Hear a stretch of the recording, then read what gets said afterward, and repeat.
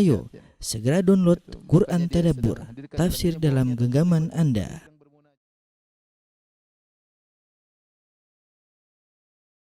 Bismillahirrahmanirrahim. Assalamualaikum warahmatullahi wabarakatuh. Alhamdulillahi ala ihsanih wa syukru lahu ala taufiqihi wa amtinanih. Asyhadu an la ilaha illallah wahdahu la syarika lahu ta'ziman li sya'nih wa asyhadu anna Muhammadan abduhu wa rasuluhu da'ila ridwanih. Allahumma salli alaihi wa ala alihi wa ashabihi wa ikhwanih. Para pemirsa, ikhwan dan akhwat yang dirahmati oleh Allah Subhanahu wa taala, jamaah Masjid As-Sunnah Bintaro yang dirahmati oleh Allah Subhanahu wa taala. Alhamdulillah pada kesempatan malam hari ini kita dipermudahkan kembali oleh Allah Subhanahu wa taala untuk saling menasihati ya tentang hari akhirat, tentang kondisi-kondisi yang kita semua akan menghadapinya ya. Pada pertemuan lalu telah kita selesaikan pembahasan tentang hisab ya. Dan pada kesempatan kali ini kita akan bahas tentang al-mizan, tentang al-mizan, yaitu ditimbangnya amalan-amalan hamba. Tentu wazan dan al-mizan ya, di antara kondisi-kondisi yang berat ya yang dihadapi oleh seorang pada hari kiamat kelak, karena itu adalah salah satu kondisi-kondisi yang menentukan tentang derajat dia di surga atau di neraka yang dia akan jalani ya. Oleh karenanya Al-Hasan Al-Basri meriwayatkan dari Aisyah radhiyallahu taala anha, Al-Hasan Al-Basri berkata, qalat Aisyah berkata, ya Rasulullah, hal tadhkuruna ahlikum yaumal qiyamah? Wahai Rasulullah, apakah engkau akan mengingat istri-istrimu ketika di hari kiamat kelak ya? Artinya engkau suami ingat enggak istrimu pada hari kiamat kelak ya? Maka Nabi sallallahu alaihi wasallam menjawab, amma fi mawatina salasatin fala, adapun pada 3 kondisi aku tidak akan mengingat mereka. Al-kitab wal mizan was sirat ya. Kitab ketika penerimaan Alkitab itu di ujung hisab, penerimaan Alkitab, kemudian al-mizan kali timbangnya amal, dan as-sirat tatkala melewati sirat. Hadis ini diriwayatkan oleh Imam Ahmad. Hadis ini diperselisihkan oleh para ulama karena dari periwayatan Al-Hasan Al-Basri dari Aisyah, sementara Hasan Al-Basri tidak mendengar hadis dari Aisyah, jadi riwayatnya terputus Hasan Al-Basri tabi'in, tapi dia tidak meriwayatkan dari Aisyah. Demikian juga sebagian ulama menghasankan hadis ini sebagai Al-Iraqi, dan sebagian ulama mendhaifkan. Namun hadis ini dikuatkan lagi dengan riwayat yang lain juga Asy-Sya'bi dari Aisyah. Asy-Sya'bi juga tabi'in. Jadi ada 2 riwayat yang munqati tetapi saling menguatkan sehingga khilaf, ada yang menghasankan, ada yang mendhaifkan. Tapi maknanya seperti tadi ya. Tadi dalam riwayat Imam Ahmad ya. Jadi Aisyah bertanya, ya Rasulullah, apakah engkau akan mengingat istrimu hari kiamat? Kata Nabi, ya saya akan ingat kecuali 3 tempat. Alkitab ketika menerima catatan amal, kemudian al-mizan ketika ditimbang amalan, dan ketiga melewati sirat. Dalam riwayat yang lain Nabi mendapati istrinya menangis, yaitu Aisyah radhiyallahu taala anha. Maka Nabi bertanya, "Wa ma yubkik? Apa yang buat kau menangis?" Kata istrinya, "Dzakartun nar ya Rasulullah." Aku mengingat neraka ya Rasulullah. "Hal tadhkuruna yaumal qiyamah?" Apa kau akan mengingat kami pada hari kiamat ya Rasulullah? Ya. Kata Nabi sallallahu alaihi wasallam, "Dhahaba dzikru fi thalatha mawatin."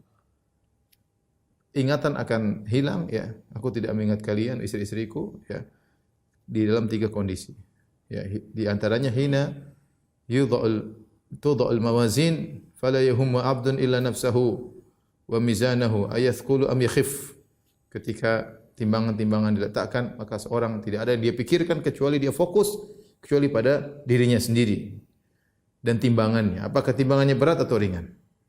Wa indal kitab ya, dan demikian juga Alkitab ketika dihisab ataupun ketika diberikan catatan amal ya, atau ketika menerima buku catatan amal, fa yaqulu ha umqra'u kitabi wa inda sirat jahannam, dan ketika melewati sirat ya. Jadi ini di antara asar atau riwayat yang menunjukkan bahwasanya kondisi al-mizan pada hari kiamat adalah kondisi yang berat yang akan dihadapi oleh orang-orang pada hari kiamat kelak. Taib. al-mizan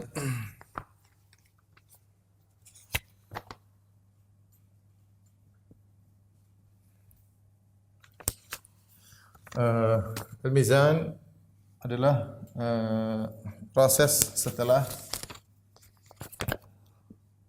proses al-mizan atau timbangan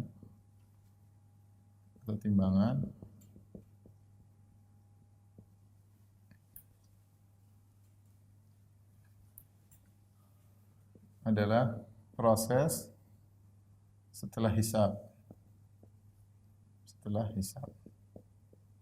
Jadi kata Al-Qurtubi rahimahullah dalam kitabnya Tazkirah, fungsi hisab ya kata beliau ya hisab adalah untuk klasifikasi mana yang ini amal soleh atau amal buruk ya. Setelah itu baru kemudian al-mizan untuk ditimbang. Jadi sangat logis bahwasanya al-mizan setelah hisab. Karena hisab adalah klasifikasi antara amal yang mana yang amal baik, mana amal yang buruk. Nah, untuk menentukan mana yang lebih berat harus ditimbang. Sebagian ulama berpendapat bahwasanya berdasarkan sebagian riwayat, maka setelah hisab selesai, maka seorang diberikan raportnya, catatan amalnya ya. Diberikan ya. Maka sebagian mereka gembira menerima catatan amal dengan tangan kanan, ya wa amma man utiya kitabahu bi yaminih fayaqulu ha umqra'u kitabiyah. Adapun orang diberikan catatan amalnya dengan tangan kanannya dia terima, maka dia pun ha umqra'u kitabiyah, maka dia seakan-akan bangga, dia mengatakan lihatlah catatan amalku, dia katakan kepada orang-orang. Ya. Inni dhanantu anni mulaqiyah. Saya waktu di dunia, saya dulu menyangka saya akan bertemu dengan hisab, akan bertemu dengan Allah Subhanahu wa taala. Fa huwa fi 'ishatir radiyah. Maka dia akan dalam kehidupan yang menyenangkan. Adapun yang wa amma man utiya kitabahu bishimalihi, adapun yang menerima catatan amalnya setelah hisab dengan tangan kirinya, ya, fa yaqulu ya laitani lam uta kitabiyah, maka dia mengatakan seandainya aku tidak diberikan catatan amalku. Seakan-akan terima raport. Yang pertama tadi gembira, bahkan dia mungkin pamerkan kepada orang, lihat raportku. Inilah raport kehidupanku, ya. Selama kehidupanku inilah raportku, hasilnya seperti ini. Yang satunya ketakutan, dia dapati bahwasanya catatan amalnya penuh dengan keburukan, ya. Dan dia terima dengan tangan kiri, ya. Ya, kemudian dia pun ketakutan, ya. Kata dia, la ya laitani lam uta kitabiyah wa lam adri ma hisabiyah, ya laitaha kanatil qadiyah, seandainya urusan selesai. Ya, ma agna anni maliyah, tidak ada manfaat hartaku. Halaka anni sultaniyah, hilanglah seluruh kekuatanku, kekuasaanku. Tapi setelah itu baru kemudian di mizan, ya. Baik. Al-mizan secara bahasa, ya. Makna al-mizan.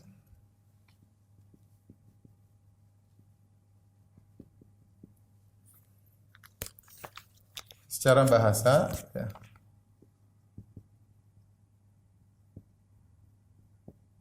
Al-mizan itu ya bisa artinya alatul wazn al-ma'rufah, yaitu alat timbangan. Dan bisa berarti maksudnya adalah al-adl, keadilan. Adalah keadilan. Seperti firman Allah Subhanahu wa taala, was-samaa'a rafa'aha wa wada'al mizan. Allah mengangkat langit dan Allah meletakkan keadilan. Keadilan ini maknanya adalah keadilan. Tetapi yang dimaksud dengan mizan yang akan kita bahas tentang mizan timbangan pada hari kiamat adalah makna ini, alat timbangan. Ini yang dimaksud.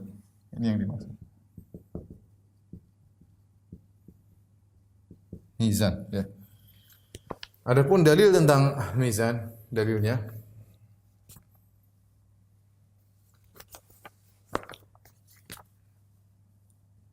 al-adillah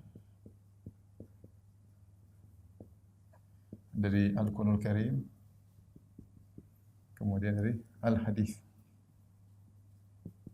Adapun dari Al-Qur'anul Karim ada beberapa ayat, ya, seperti firman Allah Subhanahu wa taala, ya. Fa amma man thaqulat mawazinuhu, ya, fahuwa fi 'ishatin radiyah. Fa amma man thaqulat mawazinuh fahuwa fi 'ishatin radiyah. Kemudian amma man khaffat mawazinuh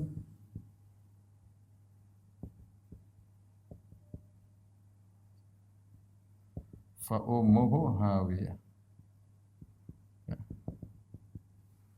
Dalam surat Al-Qari'ah ya.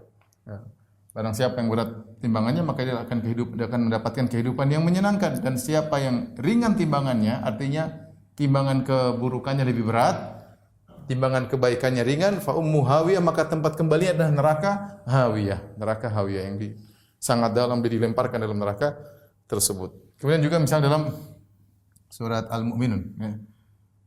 Faman thaqulat mawazinu ya fa ulaika humul muflihun.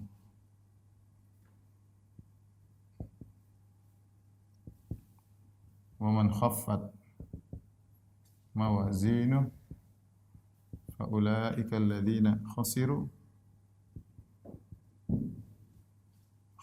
anfusahum fi jahannam khalidun, dan seterusnya. Talfahu wujuhahum an-nar wa hum fiha kalihun. Kata Allah dalam surat Al-Mu'minun, barang siapa yang lebih berat timbangannya maka mereka adalah orang yang beruntung. Barang siapa yang lebih ringan timbangannya, maksudnya timbangan keburukan lebih berat, fa ulaika alladziina khasiru, maka mereka itu orang yang merugikan diri mereka sendiri, fi jahannam khalidun, mereka kekal dalam neraka Jahannam. Di sini Allah menggunakan kata mawazin, timbangan ya, ini semuanya nih, mawazin. Ya. Timbangan. Kemudian di antaranya Allah berfirman ya, wa nadha'u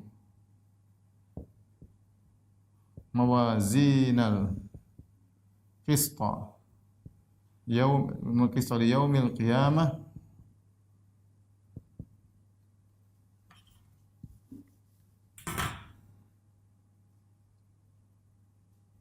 Mandal qista mawazin liman fala tuzlamu nafsun minhu syai'a fala tuzlamu nafsun.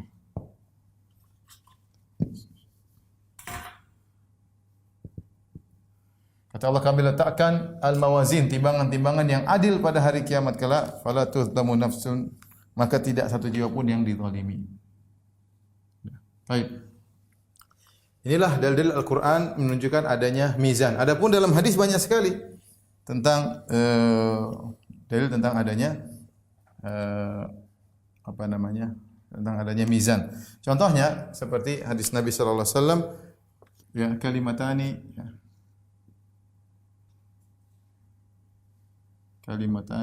ya, khafifatani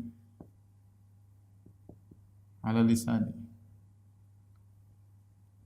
ya, habibatani ila rahmani saqilatani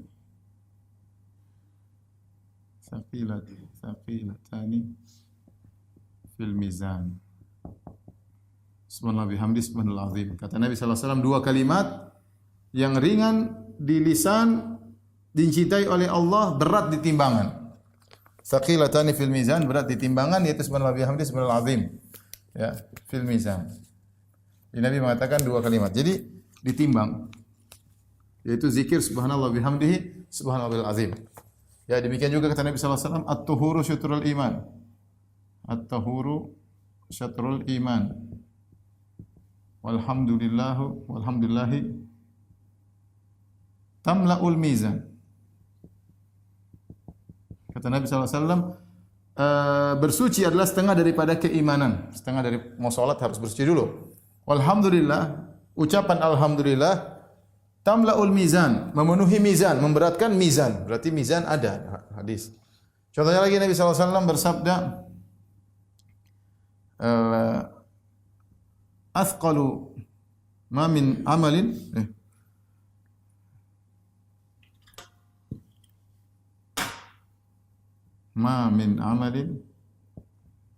athqalu fi mizanil mu'min yaumal qiyamah?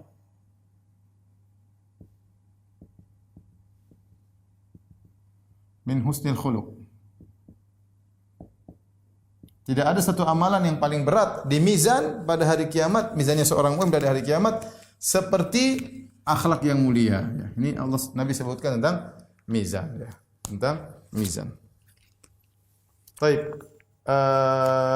Yang berikutnya, bagaimana sifat mizan tersebut? Ya.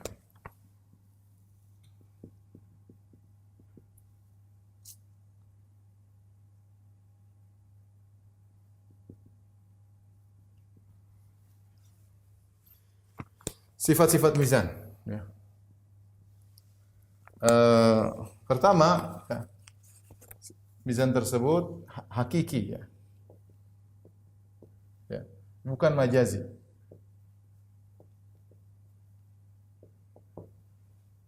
Yang bilang majazi siapa? Yang bilang majazi sebagaimana ya, pendapat Mu'tazilah.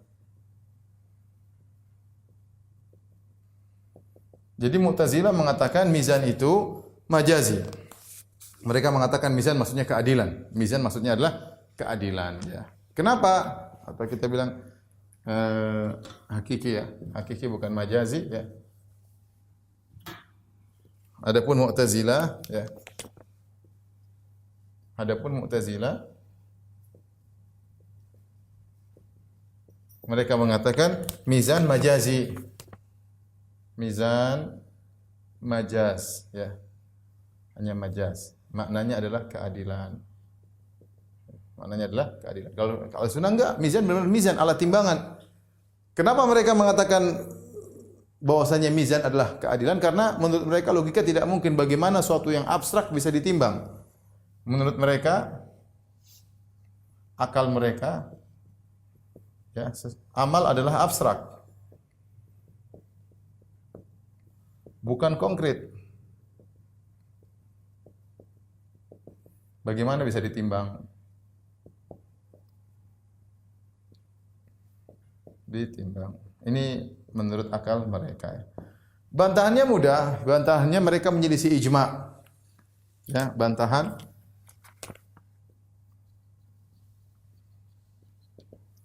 Jadi bantahan pertama mereka menyelisih ijma. Ini menyelisihi ijma ulama. Sebagaimana disebutkan oleh para ulama dalam buku-buku mereka, ijma salaf bahwasanya mizan adalah hakiki, bukan suatu majaz, ya. Ya. Kemudian yang kedua, terlalu banyak dalil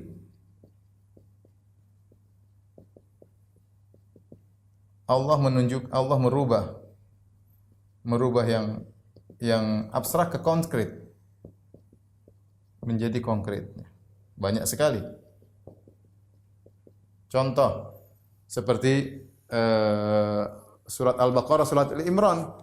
Kata Nabi SAW, Iqra'u az-Zahrawaini. Bacalah dua surat, yaitu surat Al-Baqarah, surat Al-Imran. Fa innahuma ya'tiyani yaumal qiyamati ka'annahuma ghayayatani. Atau gomamatani, ya. Nanti surat Al-Baqarah, surat Al-Imran akan datang seperti awan yang menaungi, ya.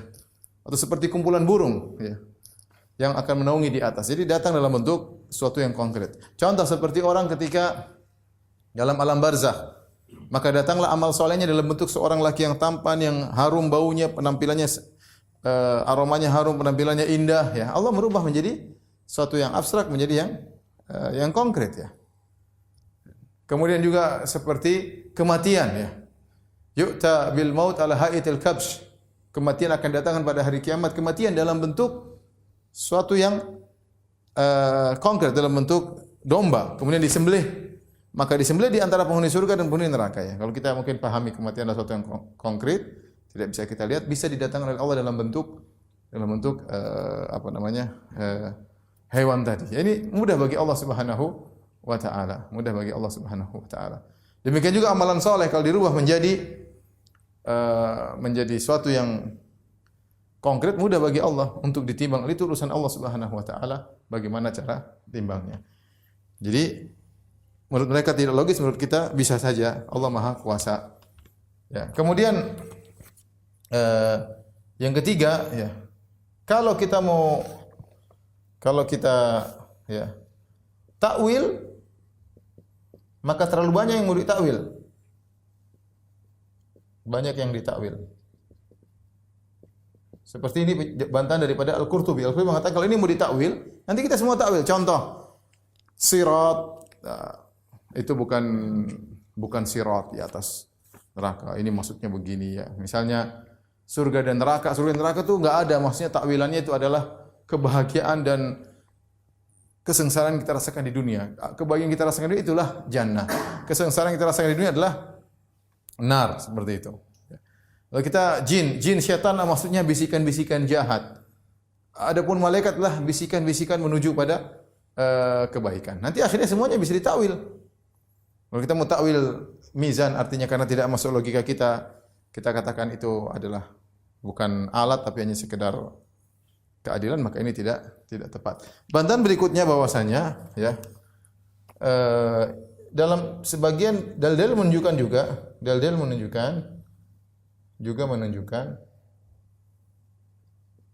yang ditimbang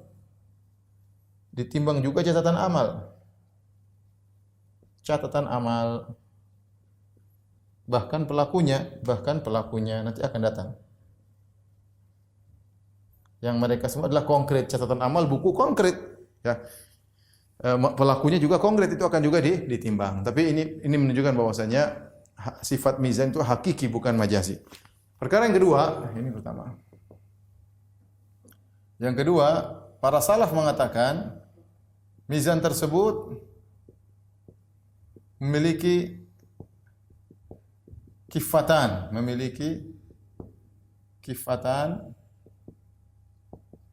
yaitu dua daun timbangan.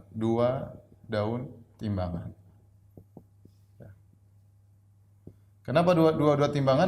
Satu daun timbangan untuk meletakkan keburukan, satu daun timbangan untuk meletakkan kebaikan. Dan ini datang dalam hadis-hadis bahwasanya mizan tersebut memiliki dua timbangan. Bagaimananya wallahu a'lam bishawab, ya.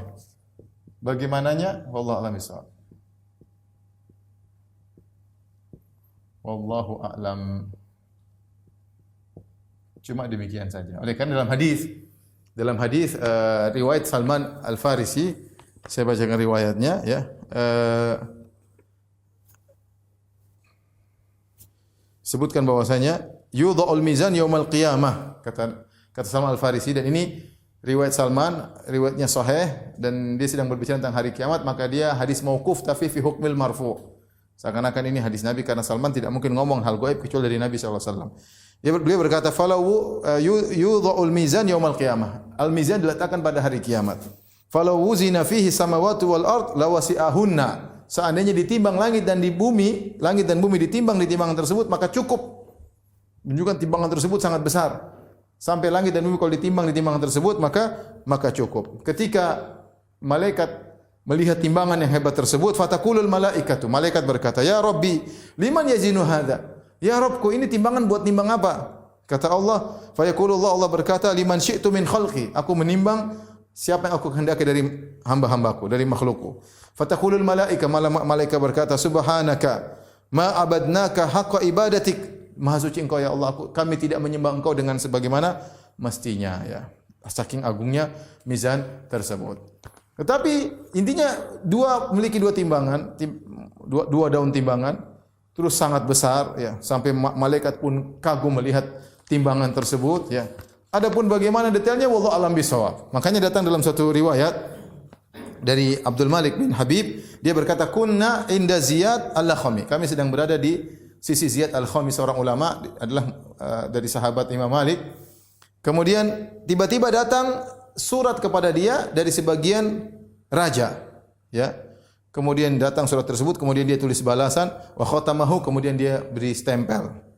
Kemudian Ziyad berkata kepada kami, "Apa sih surat tersebut?" Fahwar risalah, maka dia bilang, "Ini tadi risalah.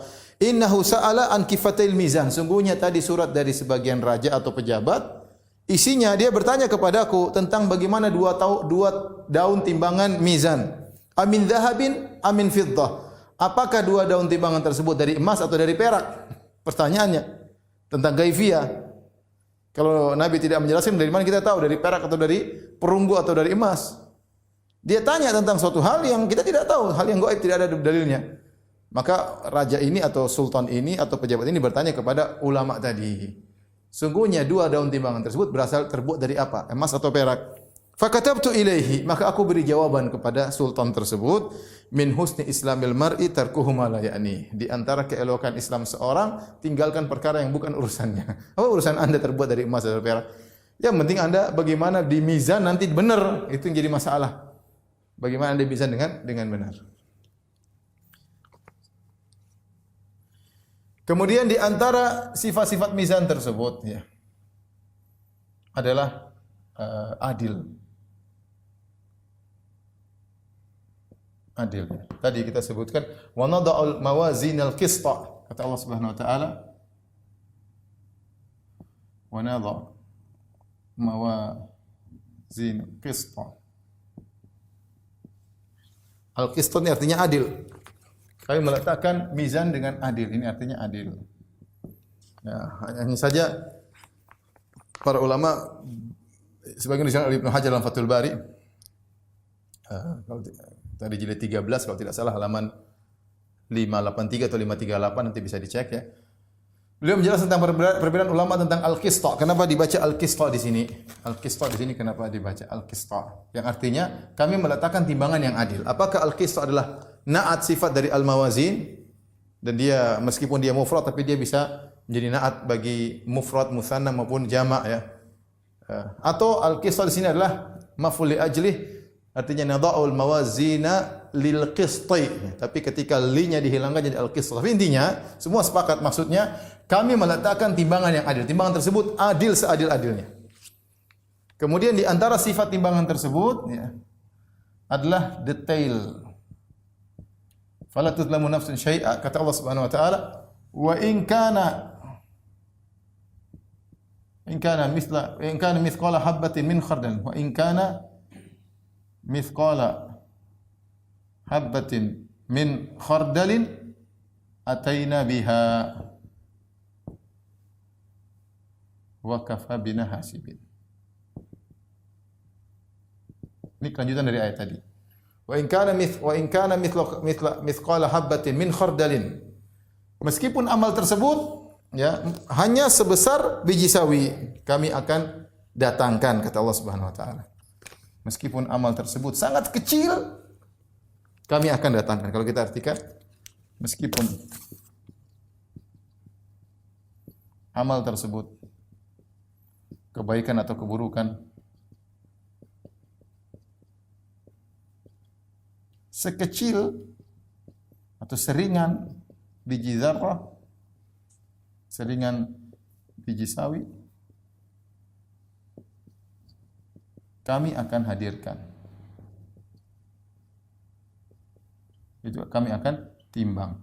Jadi sifat timbangan jangan khawatir, dia memiliki sifat adil dan dia memiliki sifat detail ya.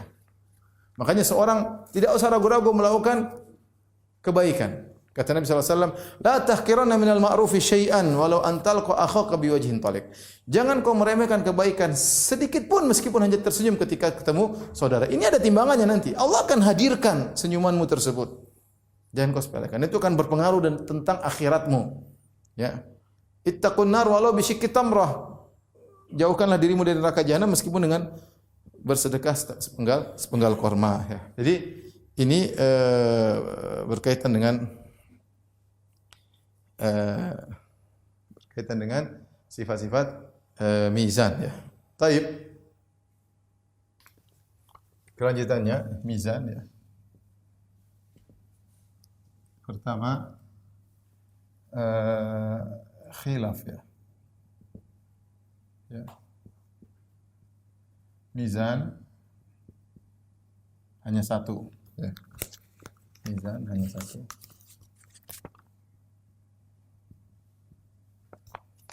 Dapat kedua, ini khilaf di antara Ahlussunnah. Mizan berbilang. Berbilang. Dua pendapat ya. Kenapa mereka ada yang mengatakan berbilang? Karena tadi lafalnya berbilang. Karena lafalnya berbilang, plural ya. Tadi firman Allah, wa nadha'ul mawazin. Mawazin ini plural ya, plural jamak dari singular al-mizan. Sehingga sebagian ulama berpendapat bahwasanya mizan itu banyak, bukan cuma satu ya. Ya, tapi ada yang mengatakan mizan cuma satu karena dalam banyak riwayat, karena dalam banyak riwayat juga banyak riwayat datang dalam lafal mufrad. Tadi ya, alhamdulillah tamlaul mizan misalnya, alhamdulillah tamlaul mizan. Alhamdulillah tamlaul mizan ya. Ini dalam hadis banyak. Tadi sudah kita sebutkan hadis-hadisnya. Rata-rata datang dalam konteks mufrad. Adapun jamak, adapun lafal jamak, maka ditinjau dari banyaknya model orang yang ditimbang, akan ditimbang amalnya,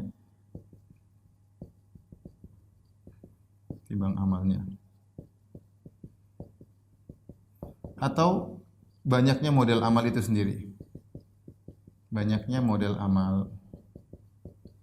Ini pendapat pertama. Ini juga pendapat Ahlus Sunnah. Mereka mengatakan mizan cuma satu, tetapi datang dalam beberapa ayat dalam bentuk lafal plural jamak karena ditinjau dari orang yang mau ditimbang banyak atau amalnya sendiri yang banyak ya. Adapun pendapat yang kedua mengatakan mizan berbilang. Mereka mengambil zahir beberapa ayat, Audul mawazin, faman thaqulat mawazinu ya. Jadi datang dalam, terus apa maksudnya? Kenapa timbul setelah itu? Kenapa berbilang? Ada yang mengatakan berdasarkan jumlah orang, masing-masing orang satu timbangan. Masing-masing orang satu timbangan. Ada yang mengatakan yang kedua berdasarkan amal. Berdasarkan model amal. Setiap amal ada timbangannya. Ada timbangannya. Wallahu a'lam bishawab. Ini di antara khilaf di kalangan Ahlus Sunnah. Apakah mizan itu satu ataukah berbilang? Masing-masing punya dalil, tapi intinya akan terjadi timbang ya. Kemudian perkara berikutnya, apa yang ditimbang?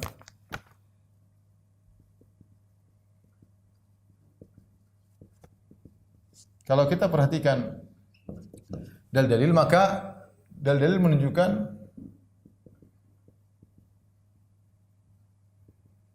ada tiga hal yang ditimbang. Ya, di antaranya yang ditimbang adalah amal itu sendiri. Dan yang kedua menunjukkan yang ditimbang adalah catatan amal. Yang ketiga yang ditimbang adalah pelakunya. Datang tiga model dalil. Ya. Seperti yang ditimbang amal itu sendiri, seperti tadi hadis-hadis kita sebutkan. Alhamdulillah tamlaul mizan. Sungguhnya alhamdulillah memenuhi timbangan. Berarti alhamdulillah kan amalnya. Oh tadi kalimatani khafifalatani ala lisani habibatin rahmani thaqilatani fil mizan. Dua kalimat yang mudah diucapkan oleh mulut, dicintai oleh Allah, kemudian berat di timbangan. Berarti zikirnya yang ditimbang.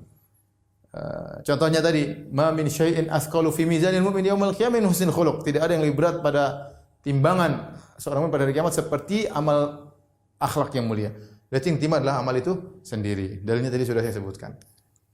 Ada juga dalil menjadikan ditimbangan adalah catatan amal, yaitu kisah hadis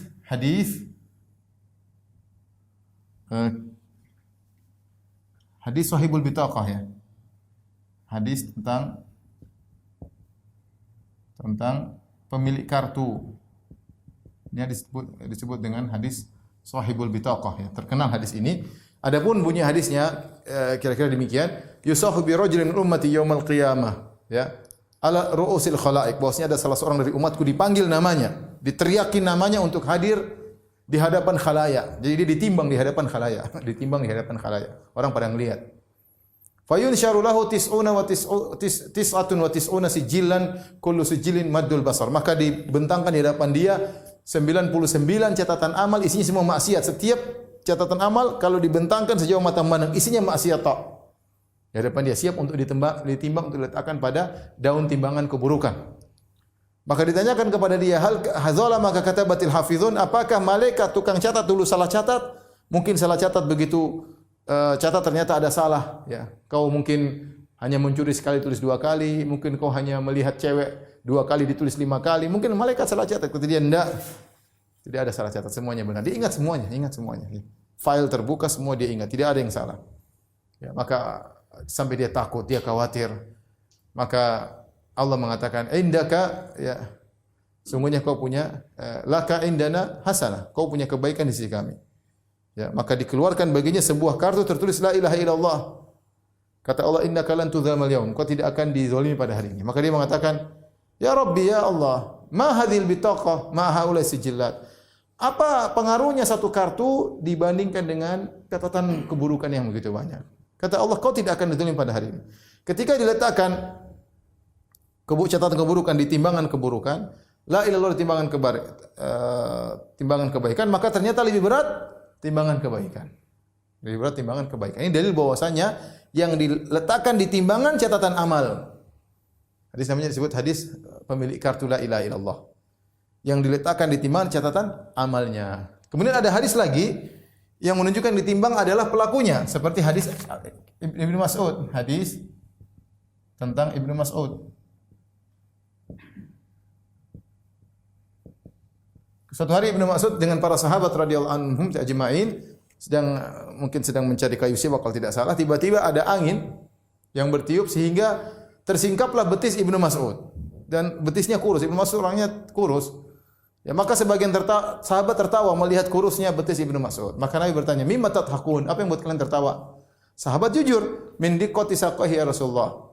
Karena kecilnya betisnya. Kata Nabi SAW, "Lahuma fil mizan yaumal qiyamah." Ya. Athqal min Jabal Uhud. Itu 2 betis nanti kalau ditimbang pada hari kiamat lebih berat daripada gunung Uhud. Ini menunjukkan bahwasanya pelakunya juga ditimbang. Ditimbang ya. Kemudian juga datang dalam satu hadis, yu'ta birrajulil kafir as-samin ya. Akan datangkan pada hari kiamat seorang kafir yang gemuk diletakkan di daun timbangan ya. Kemudian la yazinu 'indallah janaha ba'udah. Ternyata tidak lebih berat daripada sayap nyamuk. Timbang tapi nilainya tidak ada. Kenapa dia kafir meskipun berat badan? Ibnu Mas'ud yang kurus tapi tubuhnya penuh dengan keimanan, maka jadi berat. Jadi ada hadis menunjukkan yang ditimbang adalah amal kebaikan, ada hadis yang menunjukkan yang ditimbang adalah catatan amalnya, ada hadis yang menunjukkan pelakunya yang ditimbang. Semuanya masing-masing punya dalil. Terus bagaimana mengkompromikan ini semua? Ada yang mengatakan, sebagian ulama mengatakan ditimbang seluruhnya seperti Al-Hafiz Al-Hakami. Dalam sebagian riwayat, cuma saya belum cek tentang kesahihannya, disebutkan seorang ditimbang maka ditambahkan lagi catatan amalnya. Dia diletakkan di timbangan, ditambah lagi catatan amalnya, seakan-akan semuanya ditimbang. Ada yang mengatakan tidak, masing-masing kondisi, sesuai kondisi. Ada yang dikondisikan cuma ditimbang cuma amalnya, ada yang dikondisikan ditimbang adalah kartunya, seperti Sahibul Bitaqah kisahnya, ada yang dikondisikan cuma ditimbang adalah pelakunya. Tapi semua itu masalah beratnya adalah kembali kepada kualitas amal. Semuanya apakah yang ditimbang amal, apa yang ditimbang pemilik catatan amalnya, apakah yang ditimbang pelakunya, maka semua kembali pada kualitas amal ya. Berat atau tidak beratnya, berat atau tidaknya, berat atau ringan, kembali kepada kualitas amal. Ya. Seperti la ilaha illallah, kartu la ilaha illallah. Setiap orang mukmin punya kartu la ilaha illallah semuanya. Tetapi apakah kartunya berat seperti ini? Tidak semuanya. Karena kualitas tauhid seorang berbeda-beda. Semakin orang tauhidnya tinggi, maka tulahilannya semakin berat jika diletakkan di timbangan. Akhlak baik, banyak orang punya akhlak baik, tapi tingkat beda-beda. Murah senyum ada, tapi ada orang murah senyum dengan tulus, kemudian beda. Akhlak satu orang dengan yang lainnya beda ya. Sama alhamdulillah, sama-sama ditimbang. Salat sama-sama ditimbang, tapi salat yang satu berbeda dengan salat yang lain. Oleh karenanya, ini semua apakah yang ditimbang amal atau catatan amal atau pelakunya kembali kepada kualitas amal itu sendiri. Maka seorang berusaha, umur kita yang terbatas, kemampuan kita terbatas, berusaha beramal dengan amal yang kualitas tinggi. Baik dalam sedekah, usahakan seikhlas-ikhlasnya, sesembunyi-sembunyinya, ya, baik dalam dakwah, usahakan seikhlas-ikhlasnya, kemudian berbuat sama orang tua sebaik-baiknya, ya, berbuat baik kepada keluarga, anak istri sebaik-baiknya, sehingga kualitas amal kita, karena kita akan mengerjakan dalam waktu yang sama, tinggal kualitas nggak kualitas kembali kepada kita. Kita salat yang benar. Bagaimana dua orang salat antara satu dengan berdampingan, gerakannya sama, tapi timbangannya antara langit dan bumi kualitasnya. Maka waktu kita berjalan, jangan kita habiskan waktu kita dengan amal yang tidak berkualitas. Berusaha, ya. Kalau kita berusaha menuju amal berkualitas, maka akan nampak pengaruhnya tatkala ditimbang pada hari kiamat kelak.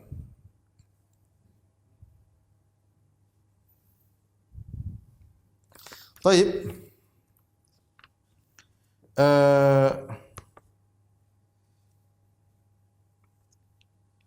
Masalah berikutnya.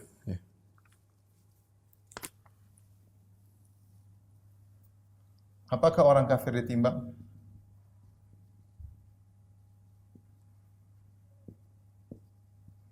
Ditimbang amalnya?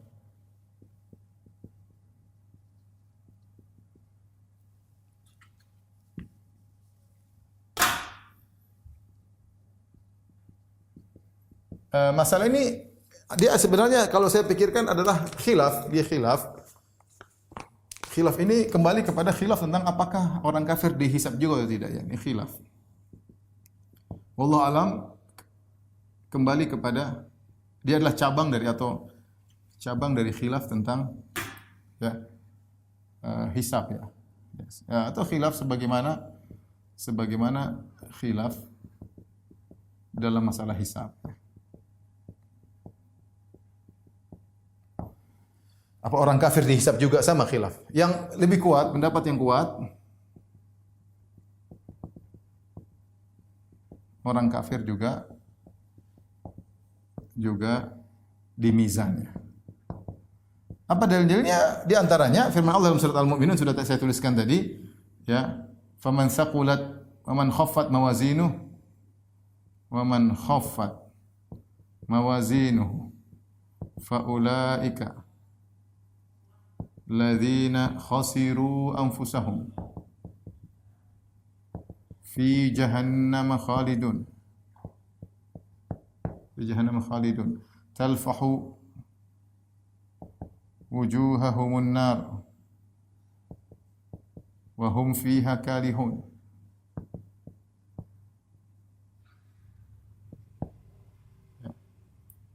Hum fiha kalihun. Di sini Allah Subhanahu wa taala, ya, menyebutkan, ya, dalam surat Al-Mu'minun, ya. Bisa dilihat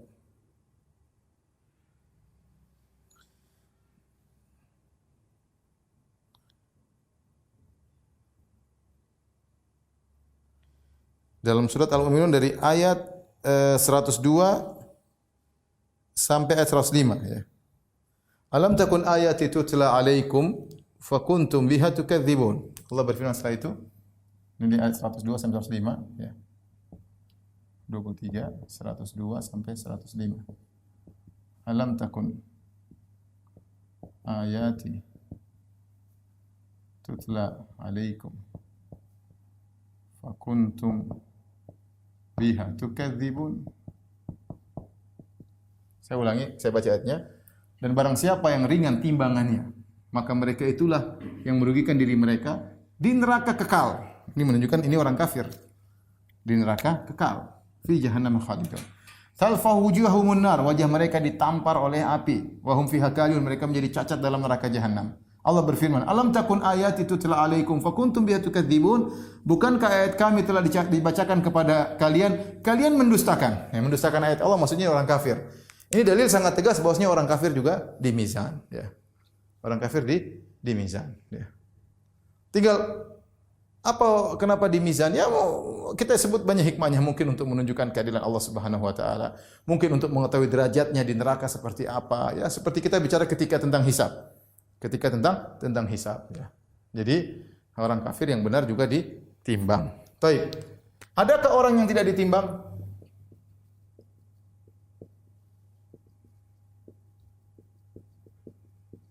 Para ulama mengatakan ada dua, ya. Ada dua.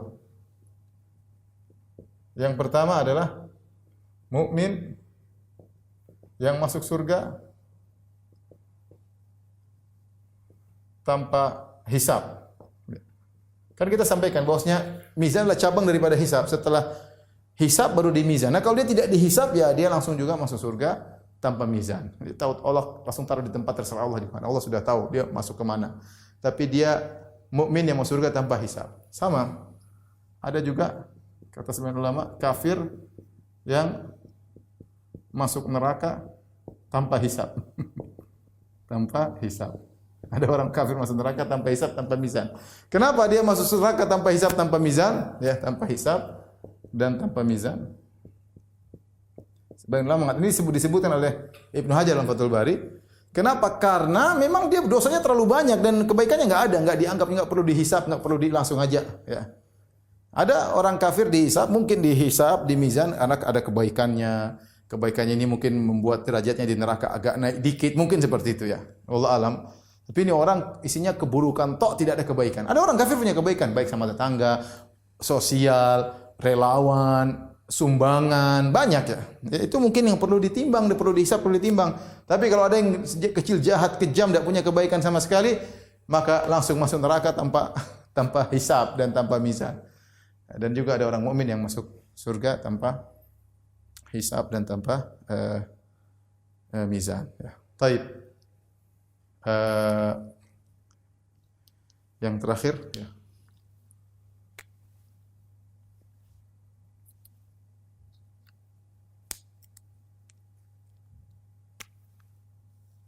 Hasil dari timbangan.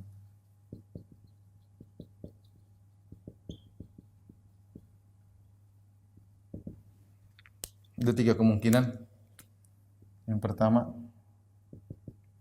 jika lebih berat kebajikan, maka masuk surga. Kemudian, yang kedua, jika sama berat, maka menjadi ashabul a'raf.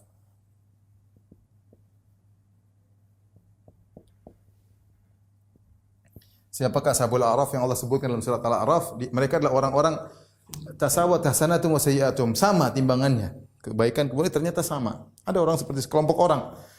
Maka mereka ditahan dulu di suatu tempat, orang-orang sudah masuk surga, masuk neraka, mereka belum. Mereka Allah sebutkan dialog mereka dalam surat Al-A'raf, ya. Nada ashabul a'raf, ashabul a'raf berbicara dengan penghuni neraka, melihat penghuni surga, melihat penghuni neraka.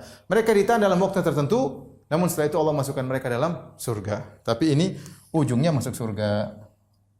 Tapi terlambat. Ujungnya masuk surga. Yang ketiga, ya. Lebih ringan kebajikannya. Dalam artian yaitu lebih berat keburukannya. Ini artinya masuk neraka. Masuk neraka, ya. Harusnya masuk neraka. Kecuali dapat syafaat atau diampuni oleh Allah atau yang lain-lainnya. Ya, kecuali mungkin diampuni Allah atau dapat syafaat. Wallahu a'lam bishawab, ya. Tapi aturannya harusnya dia masuk neraka jahanam. Dari sini kita tahu, ikhwan, ya, sebagai penutup saya bacakan artinya pentingnya kita beramal soleh. Berkata Ibnu Mas'ud sebagaimana diriwayatkan oleh At-Tabari dalam tafsirnya, beliau berkata, "Yuhasabun nasu yaumal qiyamah." Manusia akan dihisab pada hari kiamat kelak, dihisab kemudian ditimbang. Faman kanat hasanatuhu aktsara min sayyi'atihi biwahidatin dakhalal jannah. Barang siapa yang kebaikannya lebih banyak daripada keburukan meskipun satu saja, satu poin saja. Ya, satu kebaikan saja. Kita baca alif lam mim sudah berapa poin? 30 kebaikan. Alif 10 kebaikan, lam 10 kebaikan, mim 10 kebaikan. Alif lam mim sudah 30 kebaikan. Nah, kalau ditimbang ternyata kebaikan kita lebih berat satu kebaikan saja, bukan 30, satu kebaikan saja, dakhalal jannah, maka masuk surga. Wa man kanat hasanatuhu aktsara min hasanati wa man kanat sayyi'atuhu aktsara min hasanati biwahidatin dakhalan nar. Barang siapa yang keburukannya lebih berat daripada kebaikannya meskipun satu keburukan saja, ya. Sedikit saja, beda tipis saja, sudah masuk neraka jahanam, ya. Wa man istawat hasanatu sayyi'atu kana min ashabil a'raf. Barang siapa yang kebaikannya keburukannya sama maka termasuk dari ashabul a'raf, ya. Maka dari sini kita tahu bahwasanya seorang berusaha jangan meremehkan segala kebaikan dan jangan melakukan kemaksiatan, ya. Jangan menzalimi orang dengan gibah, dengan namimah, dengan merendahkan, dengan menghina. Karena kita akan mentransfer kebaikan kita. Repot pada hari kiamat kelak.